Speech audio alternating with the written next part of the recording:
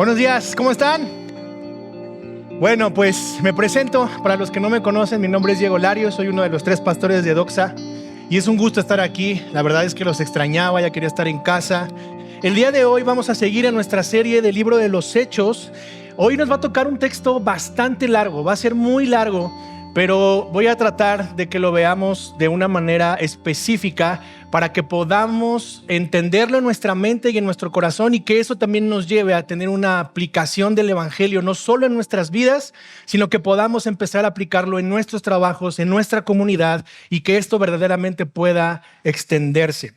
Así es que le voy a pedir por favor a Alan y a Sergio, si me ayudan. Vamos a estar en Hechos capítulo 6 hasta el capítulo 8:1. Entonces va a ser una lectura un poco larga, así que pon atención. El tema específico es Esteban, ¿de acuerdo? El juicio contra Esteban, el sufrimiento de Esteban. Así es que vamos a darle lectura. Adelante, amigo. Dice así la palabra del Señor. Esteban, lleno de gracia y de poder, hacía grandes prodigios y señales entre el pueblo. Pero algunos de la sinagoga llamada de los libertos, incluyendo tanto cireneos como alejandrinos, y algunos de Cilicia y de Asia, se levantaron y discutían con Esteban, pero no podían resistir a la sabiduría y al espíritu con que hablaba. Entonces, en secreto persuadieron a algunos hombres para que dijeran: «Les hemos oído hablar palabras blasfemas contra Moisés y contra Dios». Y alborotaron al pueblo, a los ancianos y a los escribas, y cayendo sobre él, lo arrestaron y lo trajeron al concilio. Presentaron testigos falsos que dijeron: «Este hombre continuamente habla en contra de este lugar santo y de la ley, porque le hemos oído decir que este nazareno, Jesús, destruirá este lugar y cambiará las tradiciones que Moisés nos dejó». Versículo 15. Y al fijar la mirada en él, todos los que estaban sentados en el concilio vieron su rostro como el rostro de un ángel.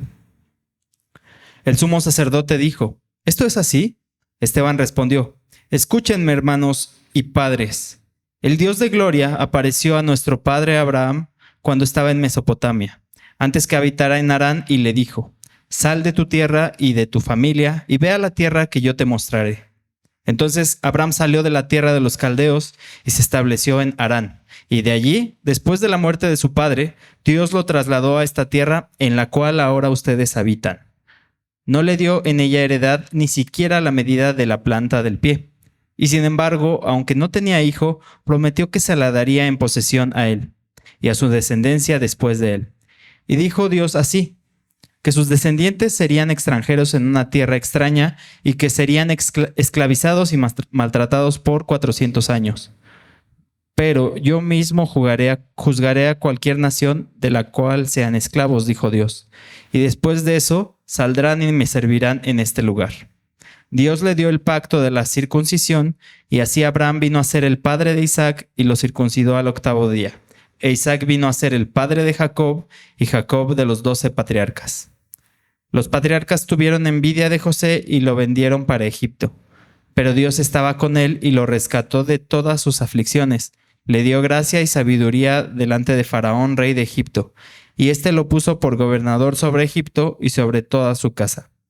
Entonces vino hambre sobre todo Egipto y Canaán, y con ella gran aflicción. Y nuestros padres no hallaban alimentos. Pero cuando Jacob supo que había grano en Egipto, envió a nuestros padres allá la primera vez. En la segunda visita, José se dio a conocer a sus hermanos y conoció Faraón la familia de José. José, enviando mensaje, mandó llamar a Jacob su padre y a toda su familia, en total 75 personas. Versículo 15. Y Jacob descendió a Egipto y allí murió él y también nuestros padres. De allí fueron trasladados a Siquem y puestos en el sepulcro que por una suma de dinero había comprado Abraham a los hijos de Hamor en Siquem. Pero a medida que se acercaba el tiempo de la promesa que Dios había confirmado a Abraham, el pueblo crecía y se multiplicaba en Egipto, hasta que surgió otro rey en Egipto que no sabía nada de José. Este rey, obrando con astucia contra nuestro pueblo, maltrató a nuestros padres, a fin de que expusieran a la muerte a sus hijos para que no vivieran. Versículo 20. Fue por ese tiempo que Moisés nació. Era hermoso a la vista de Dios y fue criado por 3 meses en la casa de su padre. Después de ser abandonado para morir, la hija de Faraón se lo llevó y lo crió como su propio hijo. Moisés fue instruido en toda la sabiduría de los egipcios y era un hombre poderoso en palabras y en hechos. Pero cuando iba a cumplir la edad de 40 años, sintió en su corazón el deseo de visitar a sus hermanos, los israelitas. Al ver que uno de ellos era tratado injustamente, lo defendió y vengó al oprimido matando al egipcio. Pensaba que sus hermanos entendían que Dios les estaba dando libertad por medio de él, pero ellos no lo entendieron. Al día siguiente se les presentó cuando dos de ellos reñían y trató de poner paz entre ellos, diciendo: «Varones, ustedes son hermanos, ¿por qué se hieren el uno al otro?». Pero el que estaba hiriendo a su prójimo lo empujó, diciendo: «¿Quién te ha puesto por gobernante y juez sobre nosotros? ¿Acaso quieres matarme como mataste ayer al egipcio?». Al oír estas palabras, Moisés huyó y se convirtió en extranjero en la tierra de Madián, donde fue padre de 2 hijos. Pasados 40 años, se le apareció un ángel en el desierto del monte Sinaí, en la llama de una zarza que ardía. Al ver esto, Moisés se maravillaba de la visión, y al acercarse para ver mejor, vino a él la voz del Señor: «Yo soy el Dios de tus padres, el Dios de Abraham, de Isaac y de Jacob». Moisés, temblando, no se atrevía a mirar. Pero el Señor le dijo: «Quítate las sandalias de los pies, porque el lugar donde estás es tierra santa.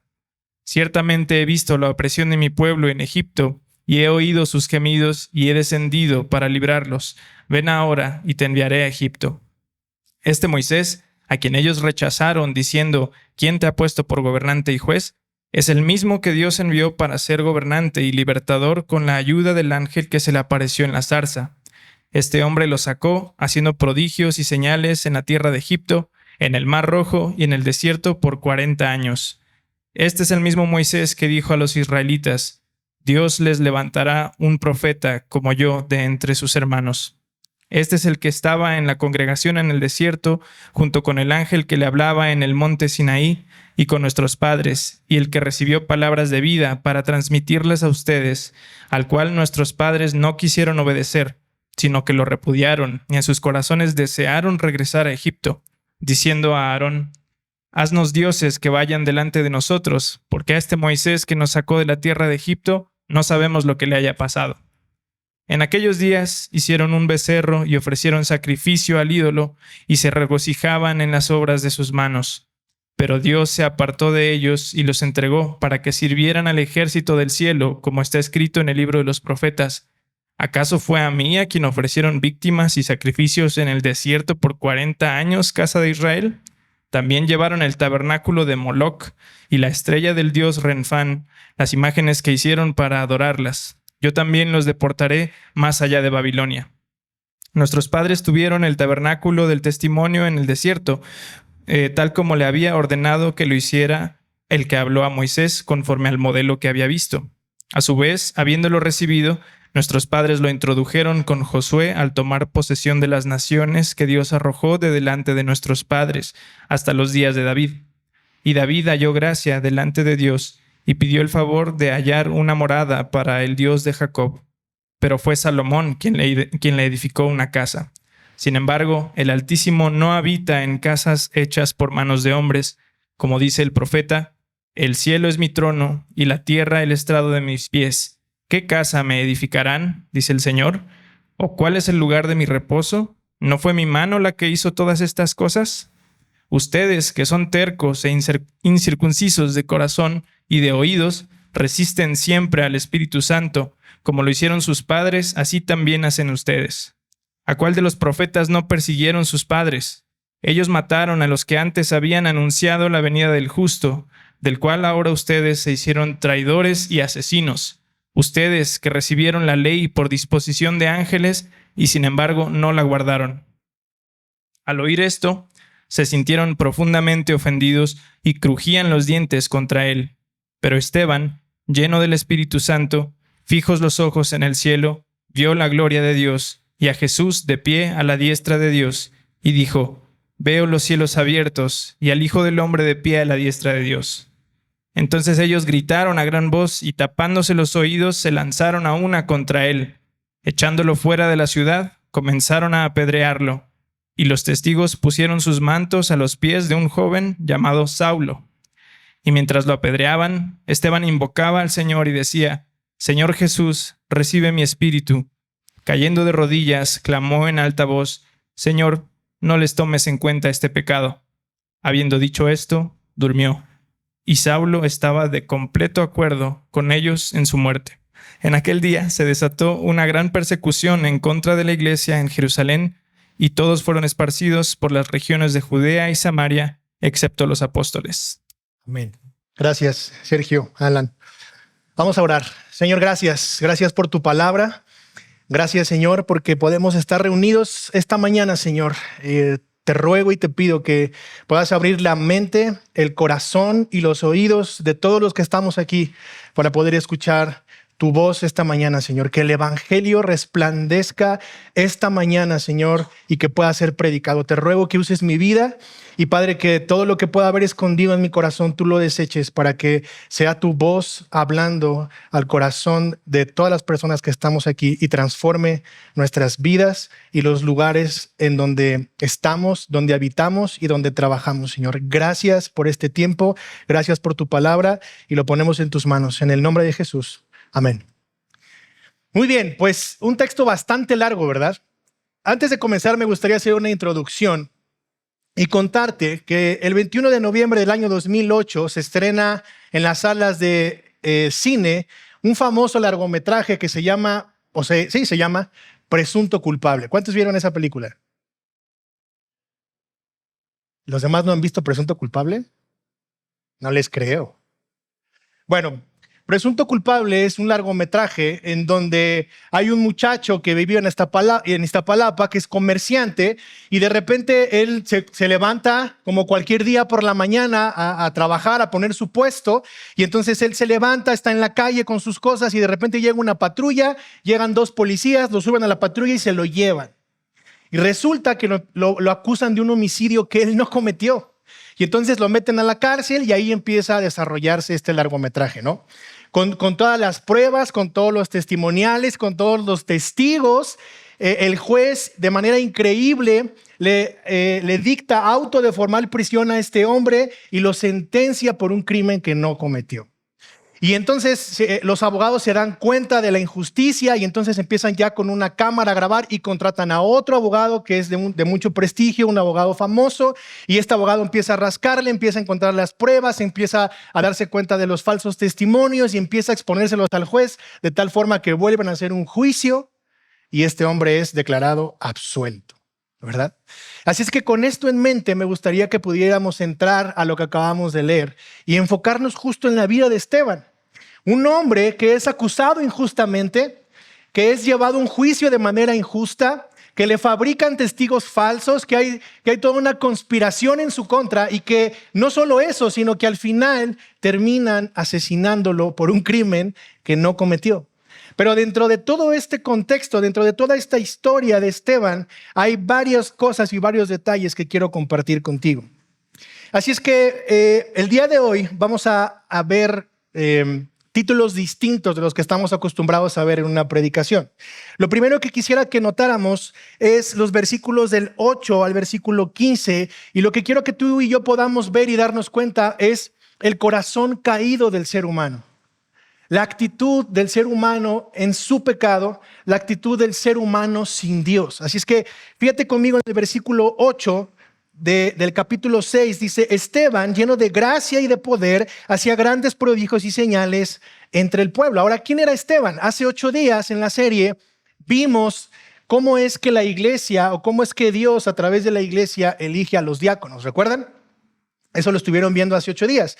Y el versículo 5 del capítulo 6 dice: lo propuesto por los apóstoles tuvo la aprobación de toda la congregación y escogieron a Esteban, un hombre lleno de fe y del Espíritu Santo. Por lo tanto, este Esteban del que estamos hablando era ¿qué? Era un diácono. Había sido un diácono elegido por la iglesia, un hombre que tenía estas características, un hombre lleno de fe, un hombre lleno del Espíritu Santo, que entendía su doctrina, que tenía convicción, que creía las verdades del evangelio. Ese hombre estaba lleno del Espíritu Santo, estaba empoderado en el buen sentido, lleno de Dios para poder llevar a cabo la obra del evangelio, para poder predicar el evangelio con poder, con denuedo, con osadía, con convicción, como lo estaban haciendo los apóstoles. Entonces Esteban es elegido, y lo que sucede en el versículo 8 es que este hombre daba señales, daba prodigios al pueblo de lo que Dios estaba haciendo con su vida. Pero desgraciadamente entonces viene la oposición. ¿Cuántos han sentido oposición cuando predican el evangelio? ¿O a cuántos de ustedes cuando van a compartir el evangelio con alguien te dicen, ¿tú eres cristiano? Ok, mira, vamos a sentarnos aquí, quiero escucharte, platícame de Jesús. Díganme si a alguien le ha pasado así, que ahorita hacemos una reunión extraordinaria. Creo que nadie. Ahora piensa en ti cuando te compartían el evangelio. ¿Cuáles eran tus argumentos? ¿Cuál era tu oposición? ¿Cuáles eran las cosas que tenías en tu mente? Que te hablaban de Jesús, te hablaban de un Salvador, te hablaban de un hombre que fue a una cruz, que pagó por tu pecado. Es más, que tú eras un pecador, que tú eras culpable. ¿Cuántos tenían argumentos en su mente? ¿Puedes imaginarte eso? Recuerda ese momento. Recuerda ese primer contacto con el evangelio. ¿Qué es lo que pensabas? ¿Qué es lo que pensabas de la persona que te estaba hablando? ¿Está loco? ¿Es fanático? ¿Ya me quiere lavar el cerebro? ¿Quiere que sea como él? Estos aleluyos se pasan. No piden chance como de hablarlo, luego llegan y te hablan, son unos maleducados, no sé, tú sabes en tu mente cuál fue el argumento. Y justo lo que vamos a ver aquí es que hay un grupo de personas llamados los libertos, que presentan oposición al evangelio que Esteban estaba predicando. Mira conmigo el versículo 9, dice, pero algunos de la sinagoga llamada de los libertos, incluyendo a los sirenios como alejandrinos y algunos de Cilicia y de Asia, se levantaron y discutían con Esteban. A estos hombres les encantaba discutir en contra del evangelio. ¿Te suena familiar? ¿Cuántos han tenido discusiones en el evangelio? ¿O cuántos de ustedes les encantaba discutir con la gente que les compartía el evangelio? Y siempre tenían argumentos como que no, es que Dios no es de la forma en la que tú ves, Dios es de esta manera, para mí Dios es esto, para mí Dios es aquello. Y estos hombres estaban haciendo exactamente lo mismo con Esteban, les encantaba discutir, tenían argumentos. Pero además estos hombres, los libertos, no eran personas ignorantes. Eran hombres que se habían vuelto estudiosos de la ley, estudiosos de la palabra, judíos que se habían vuelto estudiosos. Estos libertos habían sido esclavos de los romanos. Los romanos los liberaron y entonces, siendo judíos como esclavos, entraron en detalles con el judaísmo y entonces eran personas muy estudiadas, gente que conocía la ley, o sea, no era cualquier persona. Pero tenían argumentos fuertes en contra del evangelio y les encantaba estar discutiendo con Esteban. Ahora, quiero que notes conmigo el versículo 7 del capítulo 6. Es muy importante y me gustaría que esto lo tuvieras presente durante todo el sermón.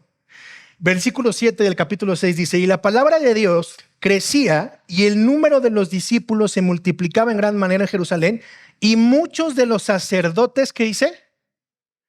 Obedecían a la fe. Muchos de los sacerdotes obedecían a la fe. Entonces, ¿qué pasa? Los libertos llegan, comienzan a confrontar a Esteban, empiezan a argumentar, empiezan a discutir en contra de él, y como se dan cuenta que no pueden con Esteban, ¿por qué? Porque el versículo dice, pero no podían resistir la sabiduría y el espíritu con que hablaba. Como se dieron cuenta que no podían con Esteban, entonces comenzaron a hacer una conspiración en contra de Esteban. Pero en esa conspiración empezaron a agarrar gente, a ser testigos falsos, a persuadir, dice la palabra. Empezaron a persuadir a personas de tal manera que la llevaron a un concilio. Y ese concilio tenía estos hombres que leímos en el versículo 7. Había dentro del concilio sacerdotes que obedecían a la fe. Entonces imagínate el juicio de Esteban. Esteban predica el evangelio. Esteban está lleno del Espíritu Santo. Esteban es confrontado con la oposición. Hay una oposición por parte de los libertos en contra del evangelio. El pueblo se da cuenta que no pueden con Esteban, ellos también se dan cuenta que no pueden con Esteban, entonces comienzan a fraguar algo en contra de él para que se calle, para que no continúe. Y entonces, mis hermanos, podemos darnos cuenta cómo el corazón caído del ser humano siempre está en contra de la palabra de Dios. Aún y cuando eres creyente, hay muchas verdades del evangelio que tal vez en tu mente no checan, que tal vez en tu mente no es algo que puedas o te cuesta trabajo creer. Muchos hablamos de la soberanía de Dios, pero cuando estamos en medio del conflicto y en medio de la tribulación, esa soberanía de Dios a veces no es tan confiable. Muchos hablamos de que Dios es todopoderoso, pero cuando estamos en medio de la prueba y de la dificultad, ese Dios ya no se ve tan poderoso porque las circunstancias y mi propio pecado, mis argumentos en contra del evangelio empiezan a ser más fuertes que esa doctrina que yo he entendido y que yo he visto. Sin embargo, estos hombres comenzaron a persuadir a más personas para ponerlos en contra del evangelio y en contra de Esteban. Versículo 11. Entonces, en secreto, persuadieron a algunos hombres para que dijeran: le hemos oído hablar palabras blasfemas contra Moisés y contra Dios. Y alborotaron al pueblo, a los ancianos y a los escribas, y cayendo sobre él, lo arrestaron y lo trajeron al concilio. Presentaron testigos falsos que dijeron: este hombre continuamente habla en contra de este lugar santo, o sea, del templo y de la ley, porque lo hemos oído decir que este Nazareno Jesús destruirá este lugar y cambiará las tradiciones que Moisés nos dejó. Y al fijar la mirada en él, todos los que estaban sentados en el concilio vieron su rostro como el rostro de un ángel. ¡Wow! ¡Qué impresionante! Esteban estaba pisando callos. ¿A cuántos aquí les gusta que les digan sus verdades? Levanten la mano. Ay, sí. Como que iba para arriba, pero mejor se la fueron bajando. ¿A cuántos les gusta que les digan en su cara sus verdades? Así, esto estás haciendo y esto está mal por esto, por esto, por esto y por esto. ¿Cuántos tienen una esposa que siempre les dice sus verdades? Eso sí, rápido. Sí, a ver, levanten las manos que están casados. La esposa siempre hace eso, ¿verdad? Siempre te dice tus verdades, siempre te lo dice sin anestesia, siempre es directa, ¿no? Y eso cuando te lo dicen, ¿qué pasa? Dices: ay, qué chido, gracias por decirme mis verdades.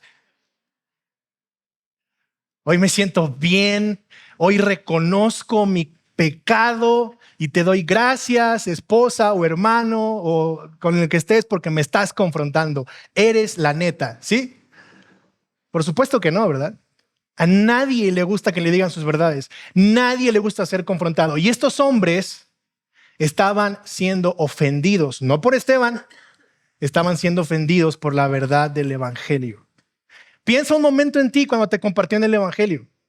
¿Te acuerdas la primera vez que te dijeron pecador? Se escucha hasta feo, ¿no? Dices: ¿pecador? ¿Yo? ¿Qué no sabes todo lo que hago? ¿Qué no sabes que llevo dinero a mi casa? ¿Qué no sabes que dono al Teletón cada diciembre? ¿Qué no sabes que soy bien buena onda? ¿No sabes que mi jefe en el trabajo me ama? ¿Qué no sabes que cuando voy en el tráfico todos quisieran el carro que yo traigo? Por favor, ¿pecador yo? ¿Ya viste mi puesto, mi trabajo, mi título, mi cuenta en el banco? ¿Ya viste qué bueno soy? ¿Verdad? Los papás siempre me encanta porque los hijos siempre son como de: mi chiquito, hermoso, mi niño, es buen muchacho, no se droga, no toma, no fuma, es un partidazo, mi niño, ¿verdad? Y no es malo, pero cuando empezamos a ver el evangelio y a ver el pecado, las mamás siempre le brincan, ¿no? Así de: no, mi niño no, ¿cómo crees? Oiga, su hijo está en la escuela. No, mi hijo es incapaz. Nosotros le enseñamos valores en casa. Se identificaron, ¿verdad? Y eso somos. O sea, los libertos no son ajenos a nosotros. Es más, tú y yo podríamos calificar para ser de la sinagoga de los libertos. Es más, tú y yo pertenecíamos a la sinagoga de los libertos. Éramos buenos para argumentar, teníamos muy buenos pretextos, teníamos muy buenas formas de responder al evangelio, pero de forma negativa. ¿Por qué? Porque nuestro corazón caído siempre se va a resistir a la verdad de Dios.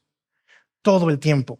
El evangelio siempre va a ser incómodo cuando lo escuchamos. Si tú estás yendo a la iglesia y te sientes cómodo, motivado y sientes que eres muy buena onda cada que te vas el domingo, hermano, no se está predicando el evangelio. Porque el evangelio lo primero que hace es confrontarte con tu pecado y hacerte sentir tan incómodo que sientes tanta vergüenza que es mejor pararte e irte. Si no te sientes avergonzado, si no sientes dolor, si no sientes como que te están exhibiendo, entonces el evangelio no está siendo predicado. Pero cuando el poder del evangelio empieza a hacer eso, cuando empiezas a sentir molestia por lo que te están diciendo, cuando empiezas a decir, este cuate me está ofendiendo, me está haciendo enojar con lo que me está diciendo, eso significa que el evangelio está haciendo algo en ti. Así es que hoy lo que quiero efectivamente es incomodarte. Quiero hacerte sentir mal. Pero no es mi propósito, sino lo que el evangelio puede hacer en tu vida, en tu corazón, en tu alma, en tu mente. Entonces podemos darnos cuenta que los libertos se dieron cuenta que no podían y empezaron a hacer esto en contra de Esteban. El corazón caído de los libertos no les permitía ver el poder, la gracia y el amor del evangelio. No se daban cuenta que tenían en sus manos la oferta del evangelio con la cual podían ser salvos y podían ser libertos verdaderamente.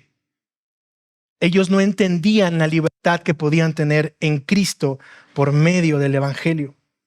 De la misma manera, tú y yo no comprendíamos, y tal vez aún haya personas aquí que no comprendan la libertad que nos da el evangelio. Eso es algo que tú tienes que reflexionar en tu corazón. Pero es interesante ver cómo estos hombres empezaron a hacer esta conspiración en contra de Esteban.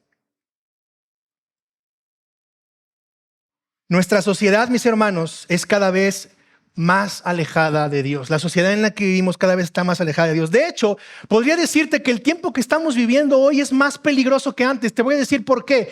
Porque hoy la verdad es tan subjetiva, y lo platicaba con un hermano la otra vez, y eso se me quedó muy grabado en la mente, y lo he estado comprobando. La verdad es tan subjetiva que hoy el cristiano ya no es perseguido. Hoy el cristiano ya es respetado. Es como de, oye, yo creo en Jesús y en el evangelio de Jesucristo. Ah, chido por ti. Todos nos amamos, todos nos respetamos. ¿Esa es tu verdad?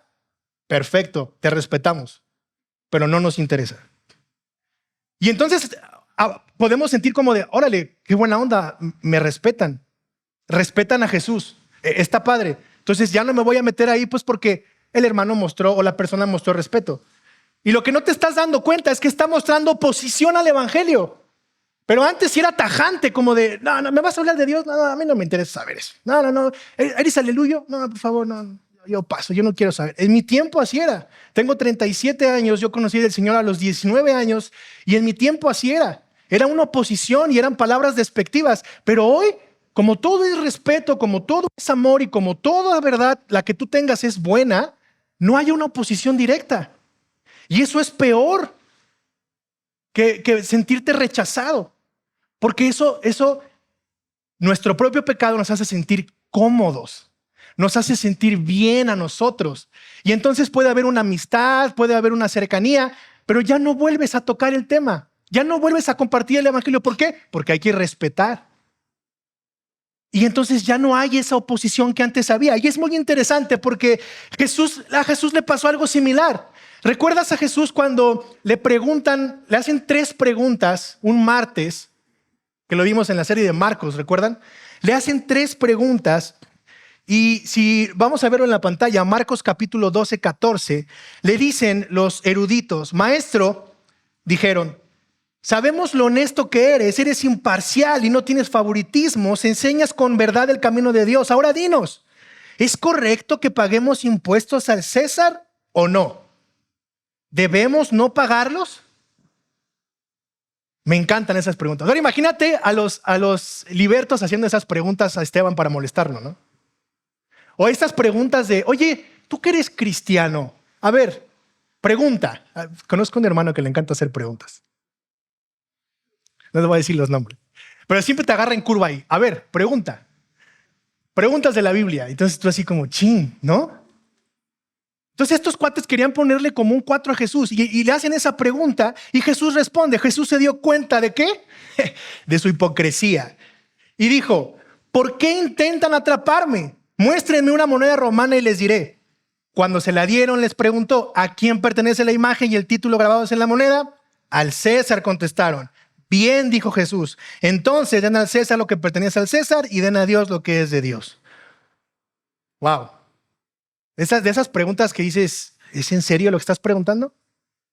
Viene otra pregunta, es muy interesante otra vez. Dice, maestro, Moisés nos dio una ley que dice que si un hombre muere y deja una esposa sin sus hijos, su hermano debe casarse con la viuda y darle un hijo para que el nombre del hermano continúe. Ahora bien, supongamos que había 7 hermanos. El mayor se casó y murió sin dejar hijos. Entonces el segundo hermano se casó con la viuda, pero también murió sin dejarle hijos. Luego el tercer hermano se casó con ella. Lo mismo sucedió con los 7 y aún no había hijos. Por último, la mujer también murió. Entonces dinos, ¿de quién será esposa en la resurrección? Pues los 7 estuvieron casados con ella. O sea, hasta matemáticos salieron, ¿no? ¿Te has enfrentado con estas personas? ¿Tú eras de estas personas que hacían estas preguntas a los cristianos? Y Jesús les contesta una vez más, el error de ustedes es que no conocen las Escrituras y no conocen el poder de Dios, pues cuando los muertos resuciten, no cesarán ni se entregarán en matrimonio. En este sentido serán como los ángeles del cielo. Ahora bien, en cuanto a los muertos resucitarán, ¿nunca han leído acerca de esto en los escritos de Moisés, en la historia de la zarza ardiente? Mucho después de que Abraham, Isaac y Jacob murieron, Dios le dijo a Moisés, yo soy el Dios de Abraham, el Dios de Isaac y el Dios de Jacob. Por lo tanto, Él es Dios de los que están vivos y no de los muertos. Ustedes han cometido un grave error. Preguntas insolentes, preguntas sin sentido. Pero hubo uno que hizo una pregunta como más o menos atinada. Una pregunta que estuvo teológicamente correcta, ¿no? Los que son más teólogos hasta les gusta debatir con esos, ¿no? Que si el dispensacionalismo, que si el cesacionismo, que si el continuismo. Y hay gente que le encanta debatir con eso. Yo era de esos y aún me cuesta. O sea, me cuesta eso. Yo tengo esa lucha de estarme metiendo donde no me llaman y estar hablando cosas profundas. Pero este cuate hizo una pregunta un poco más seria que las otras preguntas no tan importantes. Y fíjense lo que dice, uno de los maestros de la ley, ya no es como del montón, ya era un maestro de la ley.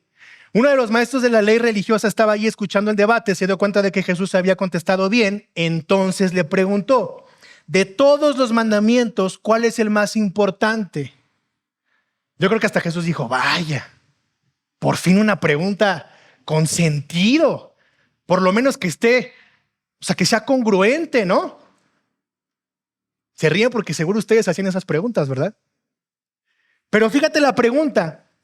Jesús le contestó, el mandamiento más importante es, escucha, oh Israel, el Señor nuestro Dios es el único Señor. Ama al Señor tu Dios con todo tu corazón, con toda tu alma, con toda tu mente y con todas tus fuerzas. El segundo es igualmente importante, ama a tu prójimo como a ti mismo. Ningún otro mandamiento es más importante que estos. El maestro de la ley religiosa respondió, bien dicho, maestro. Has hablado la verdad al decir que hay un solo Dios y ningún otro. Además, yo sé que es importante amarlo con todo mi corazón, con todo mi entendimiento y con todas mis fuerzas y amar a mi prójimo como a mí mismo. Esto es más importante que presentar todas las ofrendas quemadas y sacrificios exigidos en la ley. Entonces, sí sabe, ha leído la Biblia. ¿Te has topado con esa gente? Esteban estaba hablando con esa gente. Dijo, ok, sí saben, sí han leído la Biblia, pero fíjate la respuesta de Jesús. Al ver cuánto entendía el hombre, Jesús le dijo, no estás lejos del reino de Dios. No estás lejos del reino de Dios.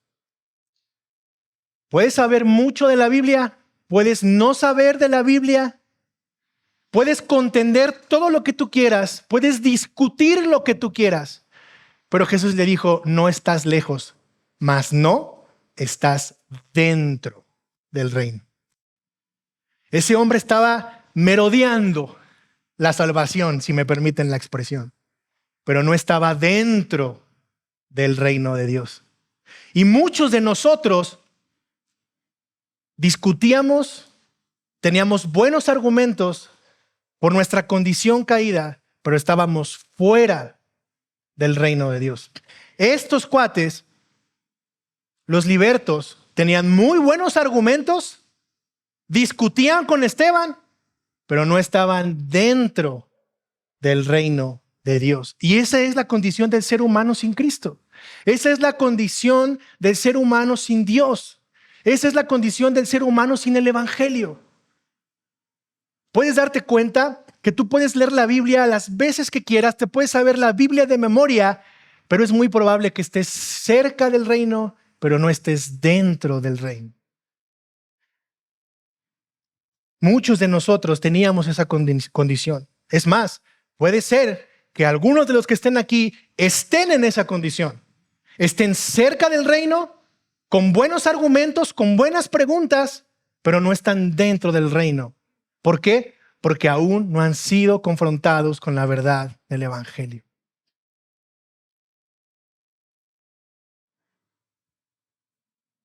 La acusación que estos hombres fabricaron en contra de Esteban era la que aparece en el versículo 13. De manera muy concreta, presentaron testigos falsos que dijeron: este hombre continuamente habla en contra de este lugar santo y de la ley. Versículo 14 dice: porque hemos oído decir que este nazareno Jesús destruirá el lugar y cambiará las tradiciones. Date cuenta de esto. Esteban les estaba pegando en sus tradiciones, en sus costumbres. Cuando hablamos de confrontar el pecado, y entonces te das cuenta que tu conducta y tu forma de vida no van de acuerdo a la Escritura, duele. Y empiezan a pisar los callos y empiezas a ser confrontado. Estos hombres se sintieron ofendidos porque el Evangelio atacó sus tradiciones y sus costumbres, su forma de vida.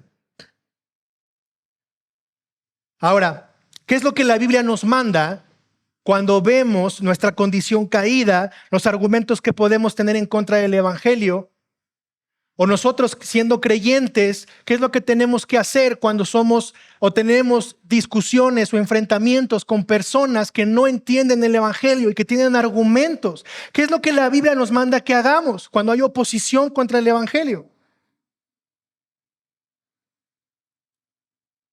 Recuerda que Esteban está frente a sacerdotes y conocedores de la ley, y lo que hizo Esteban es recordarles todo lo que la ley decía de Jesús y del Evangelio.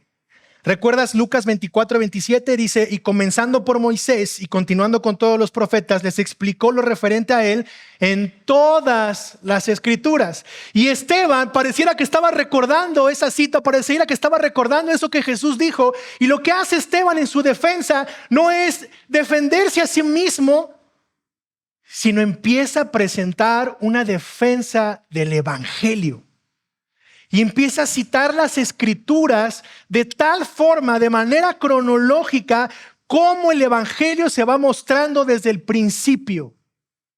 Entonces les dice: a ver, ustedes que son conocedores de la ley, que saben tanto de la Torá, les voy a enseñar qué es lo que dice la ley acerca del Evangelio de Jesús, al que ustedes se oponen y por el cual me están acusando.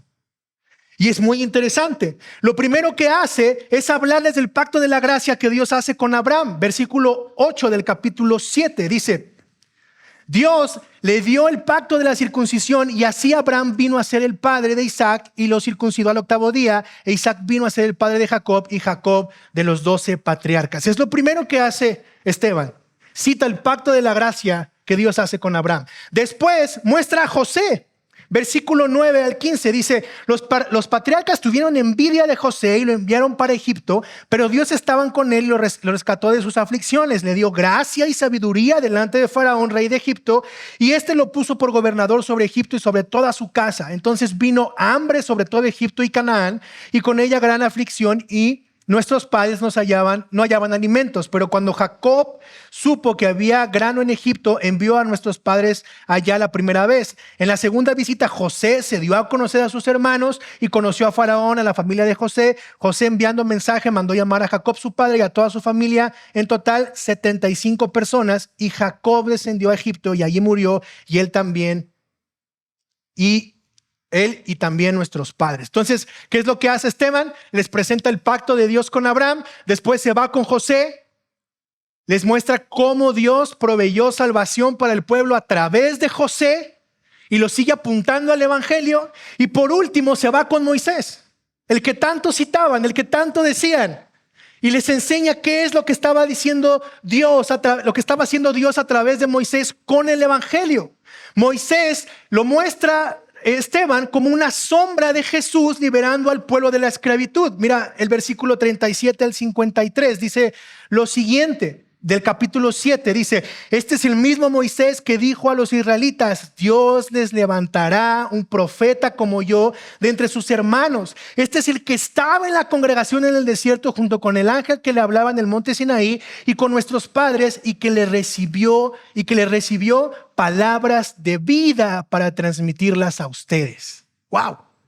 Entonces les empieza a dar un viaje impresionante por las escrituras para defender el evangelio, para mostrar su defensa. Entonces, ¿qué es lo primero que vemos? El corazón caído de estos hombres. Después la Biblia nos dice qué tenemos que hacer en contra de ese corazón caído: es presentar una defensa del evangelio en contra de ese corazón caído, que es lo mismo que pasó contigo y conmigo.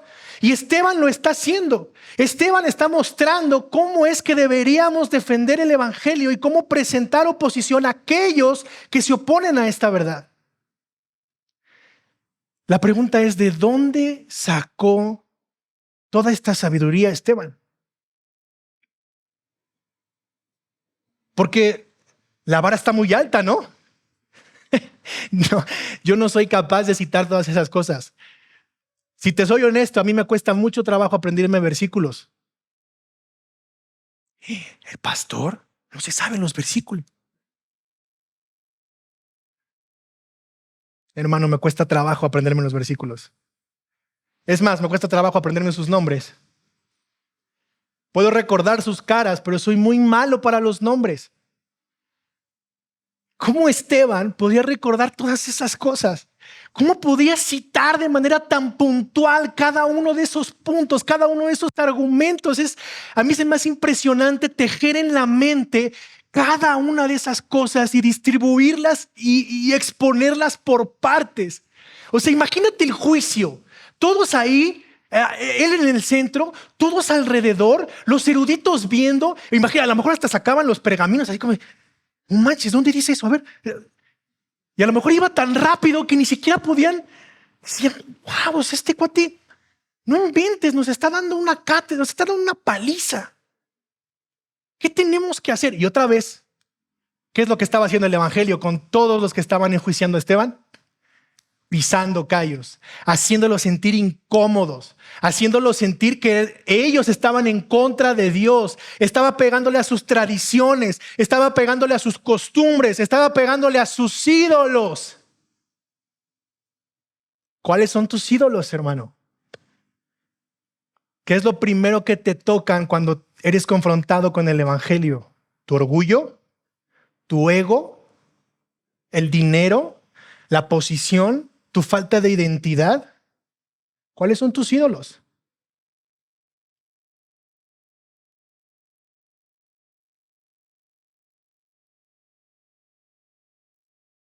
Esteban les predicó el evangelio de principio a fin.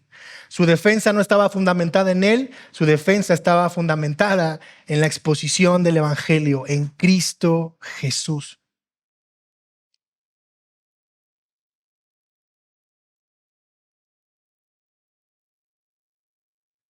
Versículo 51 del capítulo 7 dice: ustedes que son tercos e incircuncisos de corazón y de oídos, resisten siempre al Espíritu Santo. Wow. La Biblia nos dice: este es el corazón del hombre, pero el hombre siempre va a resistir al Espíritu Santo y siempre se va a resistir a escuchar la verdad del Evangelio. ¿Por qué? Porque es incómodo. ¿Por qué? Porque duele. ¿Por qué? Porque confronta. ¿Por qué? Porque no hay forma de salir de esa verdad. ¿Y qué pasó entonces? Estos hombres, primero, el primer pecado en contra del Evangelio. El siguiente pecado, empezaron a hacer una conspiración en contra de una persona. El siguiente pecado, agarraron testigos falsos. El siguiente pecado, hicieron mentiras. El siguiente pecado, lo agarraron de manera injusta. Siguiente pecado, lo acusaron de cosas que no eran verdad. Siguiente pecado, vamos a matarlo. ¿Te das cuenta? Siempre hay un pecado detrás del pecado. Y eso te va a llevar siempre a hacer cosas más y más y más y más y más fuertes. Tanto que no pudieron con él, y como no podían con él, con las mentiras, con todo lo que hicieron en el juicio, ahora dijeron, vamos a matarlo. Ahora hay que asesinarlo. Pero fíjate qué tremendo Esteban. Versículo 52. ¿A cuáles de los profetas no persiguieron sus padres? Ellos mataron a los que antes habían anunciado la venida del justo, del cual ahora ustedes se hicieron traidores y asesinos. Ustedes que recibieron la ley por disposición de ángeles y sin embargo no la guardaron. ¿Recuerdas a Jesús diciendo, Israel, Israel, que matas a tus profetas después de la entrada triunfal, después de la algarabía de la gente?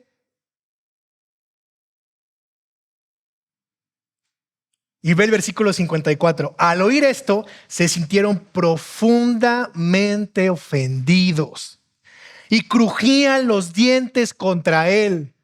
¿Te acuerdas cuando te dijeron que te arrepintieras porque estabas pecando contra Dios? ¿Que eras culpable? ¿Te sentiste ofendido? ¿Crujían tus dientes? ¿Te daban ganas de golpear al que te estaba predicando? ¿A veces te dan ganas de golpear al predicador? ¿Te sientes incómodo cuando hablamos de tus ídolos, de tu pecado, de tu conducta? ¿Te crujen los dientes porque sientes una ofensa hacia tu persona? Estos hombres se sintieron así por causa del Evangelio. Versículo 55. Pero Esteban, lleno del Espíritu Santo, fijó los ojos en el cielo y vio la gloria de Dios y a Jesús de pie a la diestra de Dios. Y dijo, veo los cielos abiertos y al Hijo del Hombre de pie a la diestra de Dios. ¡Wow! Hace rato alguien oraba, Señor, gracias porque no tenemos oposición por reunirnos. Y yo pensaba, no que eso estuviera incorrecto, sino qué tanto eso es bueno en nuestras vidas. Qué tanto es que no sintamos ninguna oposición por ser cristianos.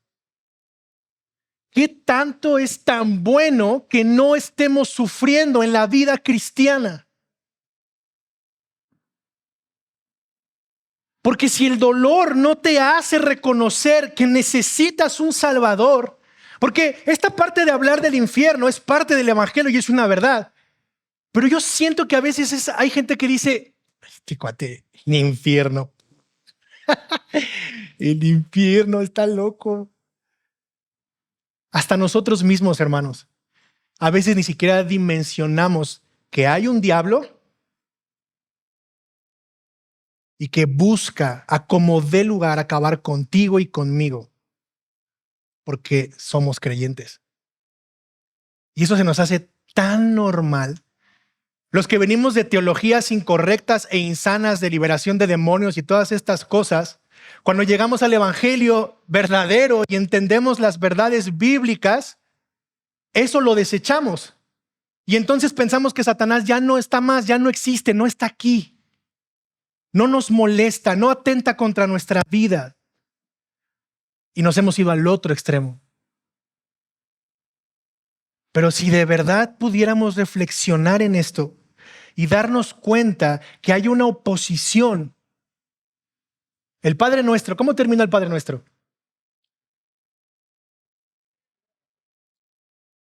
¿Verdad? No nos dejes caer en tentación.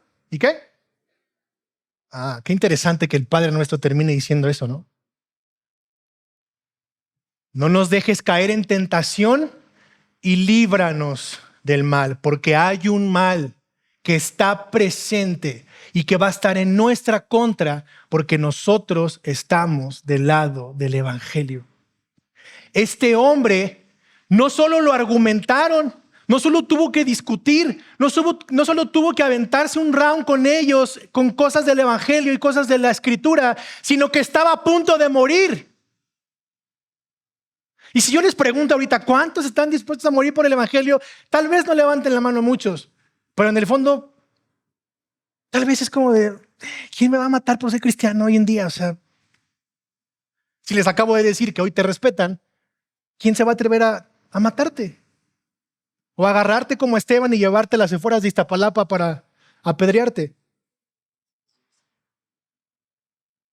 Y a veces se nos hace tan pequeño en nuestras mentes el hecho de saber que merecíamos el infierno y tal vez podríamos haber sido apedreados como Esteban, pero no lo hemos hecho. Pero este hombre los había confrontado, les había mostrado su pecado por medio del Evangelio y sabía que iban a apedrearlo. Y entonces, lleno del Espíritu Santo, fijó los ojos al cielo y vio la gloria de Dios y a Jesús, fíjate bien, a Jesús de pie. En toda la Escritura, cuando hablamos que Jesús está a la diestra de Dios, la Escritura lo muestra como que está sentado a la diestra de Dios. Y Esteban lo estaba viendo de pie a la diestra de Dios. O sea, es como si Jesús estuviera parado aquí expectante, viendo el juicio en contra de Esteban y diciéndole a Esteban, aquí estoy, hijo. Sé lo que te van a hacer. Sé que te van a apedrear. Sé que estás pasando un mal momento. Sé que no tienes trabajo. Sé que no tienes dinero. Sé que se va a morir tu esposa, tu esposo, tu hijo. Sé que el diagnóstico es de cáncer. Sé que falleció tu papá, tu mamá, tu abuelo, tu primo. Sé que la estás pasando mal. Sé que ya no puedes más. Sé que te está doliendo. Pero aquí estoy. Puedes voltear al cielo y ver la gloria de Dios. Porque ni lo alto, ni lo profundo, ni lo porvenir, ni tu propio pecado nos separarán del amor de Cristo.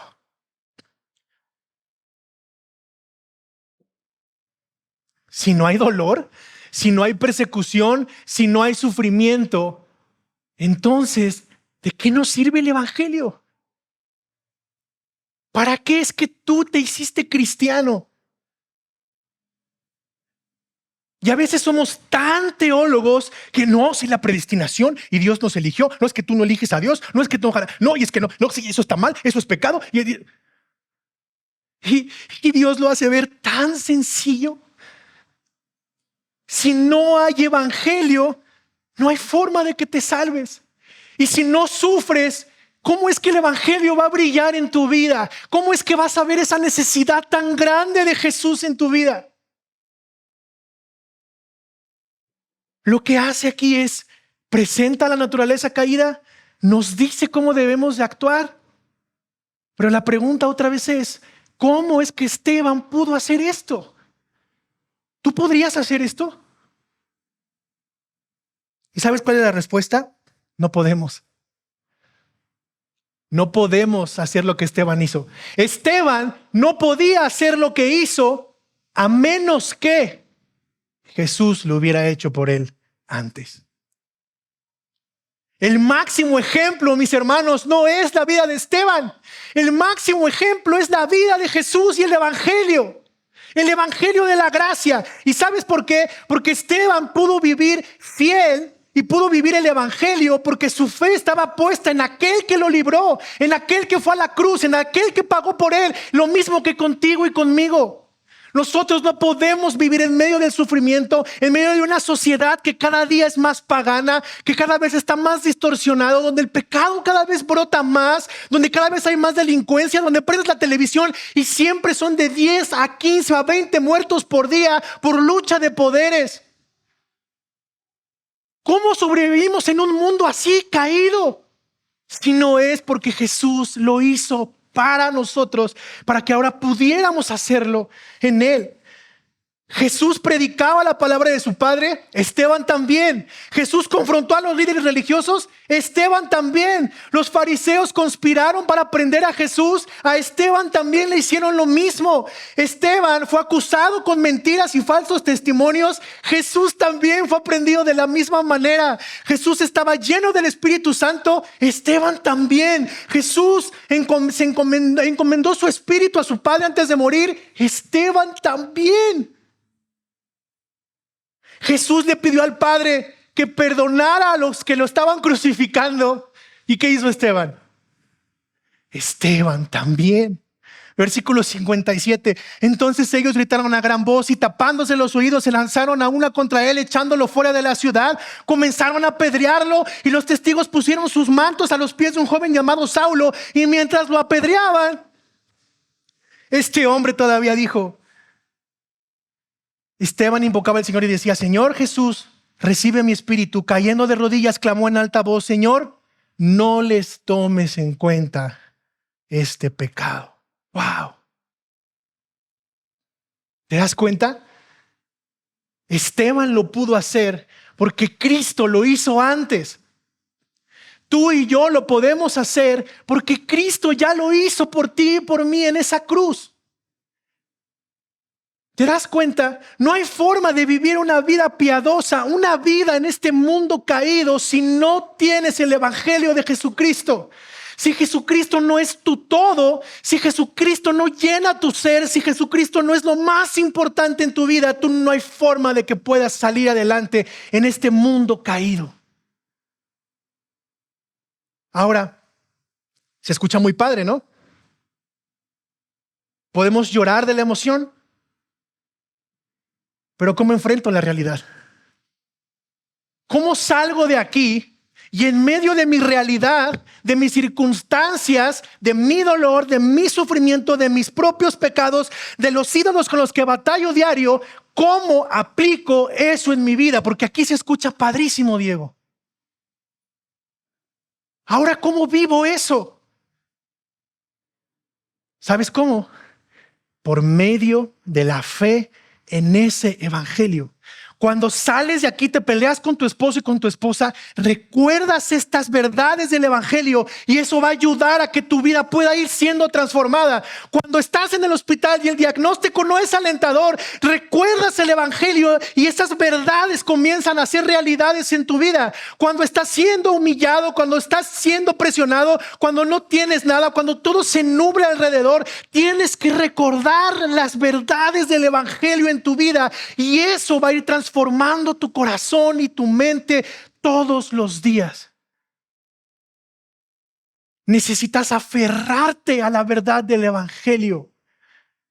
Se escucha muy bonito, pero si tú no lo crees, no hay forma de que te sostengas en este mundo caído. El corazón del ser humano es como la de la sinagoga de los libertos. La Biblia nos pide que seamos de una forma cuando somos creyentes. No podemos vivir de esa forma porque estamos caídos. Necesitamos a Jesús y a su evangelio para vivir de esa forma y lo necesitamos aplicar creyéndolo todos los días cuando nos enfrentamos a estas circunstancias. Mis amados y amigos que están escuchando esto, nuestra naturaleza es ser como los libertos. Ellos pensaban que eran libres, pero su triste realidad es que posiblemente hayan sido liberados de una esclavitud, pero de todos modos eran esclavos de su propio pecado. Jesús dijo en Juan 8:34, en verdad les digo que todo el que peca es esclavo del pecado. Los judíos de los que estaban hablando se habían opuesto a la idea de que eran esclavos, pero Jesús les mostró el camino hacia la verdad y hacia la verdadera libertad. si se manifiestan fieles a mi enseñanza y en realidad son mis discípulos, entonces conocerás la verdad y la verdad ¿qué? Los hará libres. A pesar de su nombre, de ser conocidos como la sinagoga de los libertos, estos hombres eran esclavos de su propio pecado porque no entendieron las verdades del evangelio que Esteban les predicaba. Mis hermanos creyentes y los no creyentes, no rechacemos la verdad que por gracia nos presenta Dios esta mañana. Humillémonos delante del trono de la gracia, delante de la cruz. Reconozcamos que necesitamos a Jesús y su evangelio y vivámoslo, manteniéndolo en nuestras mentes, creyendo esas verdades para que poco a poco nuestro corazón pueda ser transformado. Ponte de pie conmigo y vamos a darle gracias al Señor. Señor, gracias por tu palabra. Porque tu palabra, Señor, es verdad. Gracias por la verdad del evangelio que nos muestra lo necesitados que somos de ti en todo momento, Señor. Padre, ayúdanos. Ayúdanos, Señor, a darnos sabiduría, a darnos conocimiento de ti, pero no solo por vanidad, Señor, sino porque queremos vivir el evangelio en nuestras vidas, Señor. Y que eso pueda ser presentado a tanta gente que lo necesita, que está sedienta de ti, Señor, pero que no lo reconoce por causa de su pecado. Padre, aún nosotros siendo creyentes, estamos sedientos de ti, Señor, porque vivimos en un mundo caído, en un mundo, Señor, que será restaurado cuando tú vengas, porque creemos, Señor, en la consumación de todo, Señor. Creemos que tú vendrás por tu iglesia, que podremos habitar en un mundo restaurado, adorándote todos los días de nuestra vida y dándote gloria, Señor. Anhelamos eso. Pero mientras tanto, Señor, no permitas que nuestro pecado nos deje ciegos y no nos deje ver que aún siendo cristianos necesitamos ardientemente tu evangelio en nuestras vidas, Señor. Señor, el evangelio no es la entrada al cristianismo. El evangelio es todo el cristianismo. Es el principio y es el fin. Ayúdanos a entenderlo, Señor. Y ayúdanos a mostrarlo. Ayúdanos a compartirlo. Ayúdanos, Señor, a comunicar la belleza de Jesús y su evangelio en nuestras vidas a las personas.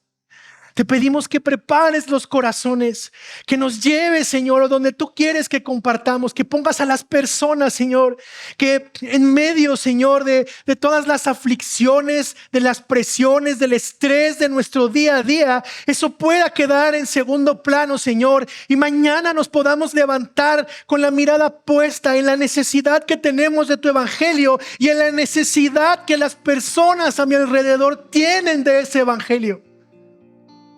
Ayúdame a compartirle a una persona, Señor, que pueda ver en mí cómo mi sed es saciada por ti, cómo mi sed es saciada por Jesús, por la cruz, por su vida, por su muerte, por su resurrección. Y Señor, al igual que Esteban, aunque esté a punto de ser apedreado por las circunstancias de la vida, tal vez no de forma literal, pero sí con los problemas, Señor, pueda alzar los ojos al cielo y ver a Jesús a la diestra del Padre, sabiendo que soy hijo, que no solo soy justificado, sino que también soy adoptado, Señor, y soy tu hijo, y escondido en el hueco de tu mano nada me va a pasar. Aunque pase por valle de sombra y de muerte, tú nunca me dejarás. Tú estás presente, Señor. Tú eres el mismo de ayer, de hoy y por los siglos. Y en eso descansa mi alma, en la verdad del Evangelio de Jesucristo. En el nombre de Jesús.